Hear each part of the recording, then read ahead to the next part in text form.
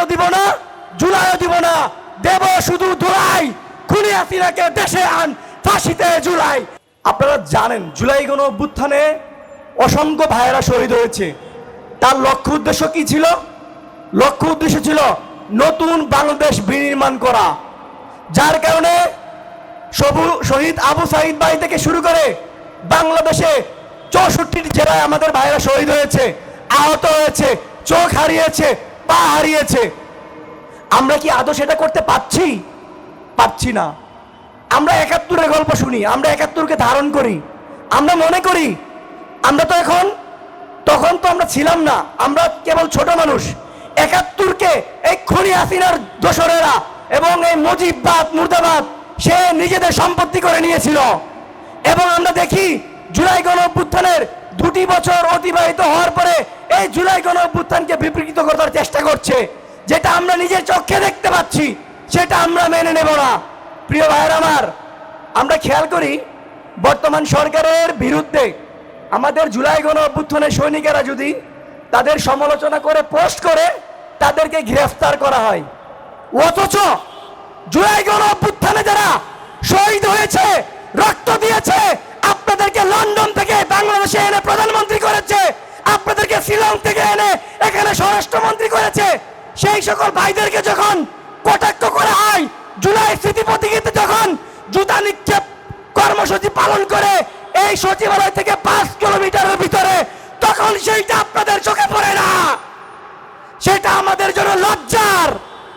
আমরা স্পষ্ট বলি, এই বাংলাদেশে জুলাই গণ অভ্যুত্থানের পরে আপনারা যদি জুলাইকে ধারণ না করেন, জুলাই গণ অভ্যুত্থানের বিপরীতে দাঁড়ান, খুনি হাসিনার মতো আপনাদের পেটুয়া বাহিনী দিয়ে আবার বিভিন্ন ক্যাম্পাসে হামলা চালান, তাহলে আবারও আপনাদেরকে পালাইতে হবে। খুনি হাসিনা তো বিমান দিয়ে পালাইতে পারছে, বাট এবার কেউ পালাইতে পারবেন না, কথা একদম পরিষ্কার।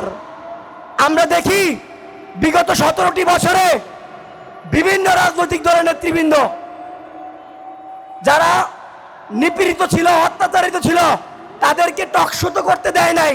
টকশো তো দূরে থাক, একটা সমাবেশে অংশগ্রহণ করতে দেয় নাই এই ফ্যাসিস্ট লেডি কিলার মাফিয়া খুনি হাসিনা।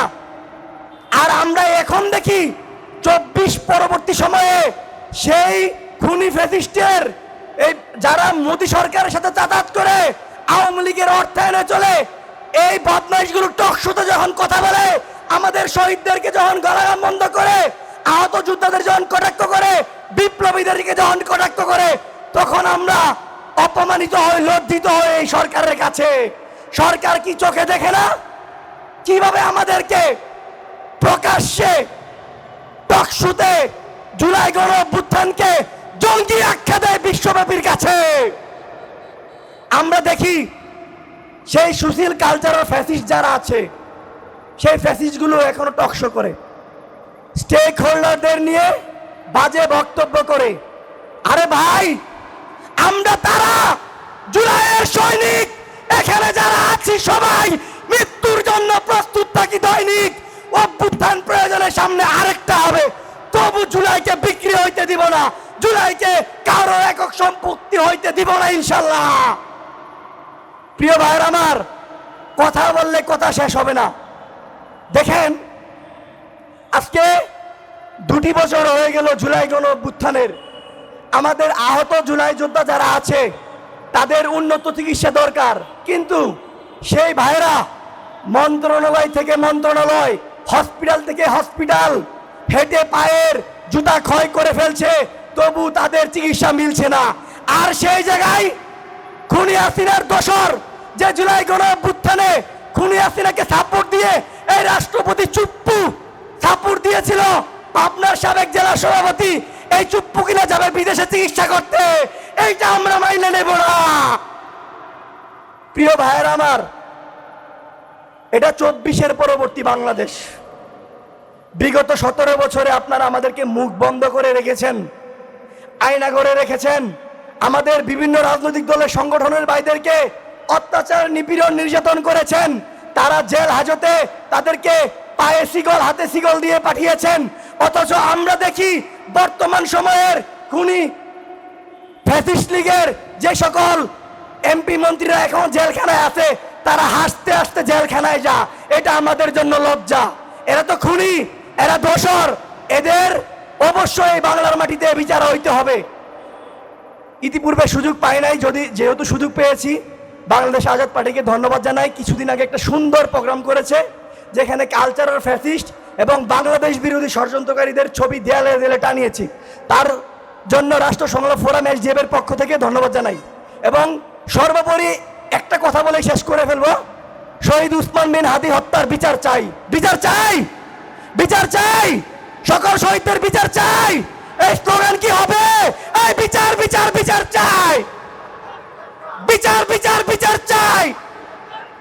শহীদদের রক্ত, শহীদদের রক্ত, হাতি পায়ের রক্ত, হাতি পায়ের স্মরণে। প্রিয় ভাইয়ের আমার, আপনাদের কাছে একটা আহ্বান থাকবে, প্রিয় বাংলাদেশের ভাইদের কাছে, যতক্ষণ পর্যন্ত ওই ইন্ডিয়ার মোদি বাহিনী এই খুনি ফয়সালকে বাংলাদেশে না পাঠাবে ততক্ষণ পর্যন্ত আপনারা চাইলে তাদেরকে টেকনিক্যালি আঘাত করতে পারেন। তাদের ভারতীয় পণ্য বন্ধ করে দিন, কিনা বিকল্প বাংলাদেশে আছে। এবং আমরা মনে করি ভারত থেকে টনকে টন মাল আসে, আর দুইটা খুনি সেখানে রয়েছে, তাদেরকে কেন আনতে বাধা হয়? অতি দ্রুত তাদেরকে এনে বিচারের কার্যালয় দাঁড়াই করাইতে হবে। তো সবাইকে ধন্যবাদ জানাই এবং আমার জন্য দোয়া করবেন। প্রচুর হুমকি আসতেছে, কিন্তু আমরা এসব হুমকি ভয় পাই না। আমরা তো সবাই জুলাইয়ের সৈনিক, মৃত্যুর জন্য প্রস্তুত থাকি দৈনিক। জানও দিব না, জুলাইও দিব না, দেব শুধু দোলাই। খুনি হাসিনাকে দেশে আন, ফাঁসিতে জুলাই। ইনকিলাব ইনকিলাব, জিন্দাবাদ জিন্দাবাদ। তারেক রহমান ক্ষমতায় অধিষ্ঠিত হয়েছেন। আমি তারেক রহমানকে বলবো, 1975 সনের বিপ্লবীদেরকে আপনি সম্মানের সহিত দেশে ফিরত আনান এবং 24-এর রক্তের সাথে বেইমানি করবেন না। 24-এর রক্তের সাথে বেইমানি করলে আপনি ক্ষমতায় থাকতে পারবেন না।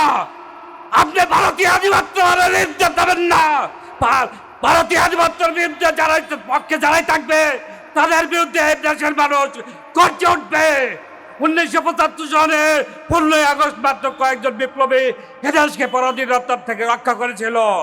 এখন বর্তমানে লক্ষ লক্ষ বিপ্লবী জন্ম নিয়েছে। এটা আমাদের এখন ভয়ের কোনো কারণ নাই। যে আমাদের দেশের বিরুদ্ধে যাবে, যে ইসলামের বিরুদ্ধে যাবে, যে আমাদের দেশের আধিপত্যবাদের জন্য করবে, বিরুদ্ধে যাবে, সেই ধ্বংস হয়ে যাবে। আমরা তাদের বিরুদ্ধে সর্বাত্মক যুদ্ধ পরিচালনা করব এবং আমাদের পার্টি এবং বাংলাদেশে আমাদের সমমনা সমস্ত পার্টি তাদের বিরুদ্ধে যাবে। এই বলে আমি আমার বক্তব্য শেষ করলাম।